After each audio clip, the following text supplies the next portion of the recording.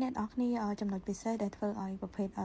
កាវជែលនេះលក់ដាច់អ្នកនរគ្នាដោយសារវាមានមុខងារ3ចាសំខាន់ទី1បងអាចយកធ្វើជាទឹកភ្ជាប់ដូចក្នុងវីដេអូនេះក៏បានចាមិនត្រឹមតែយកធ្វើជាទឹកភ្ជាប់ទេសម្រាប់កញ្ចក់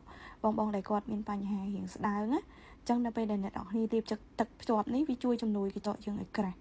ចាព្រោះប្រភេទសាច់ទឹកភ្ជាប់នេះវាមានជាតិក្រាស់ជាងប្រភេទទឹកភ្ជាប់ធម្មតាណាយើងអាចយកទៅធ្វើជាជែលក្រាស់ក៏បានធ្វើជាទឹកភ្ជាប់ក៏បានហើយមួយវិញទៀតអ្នកនរគ្នាអាចយកធ្វើជាកាវជែលក៏បានដែរអញ្ចឹងសម្រាប់ប្រភេទទឹកភ្ជាប់ក្រាស់ឬក៏កាវជែលនេះសម្រាប់បងដែលគាត់ធ្លាប់ប្រើហើយគាត់ដឹងពីគុណភាពហើយប៉ុន្តែបើសិនជាបងអត់ទាន់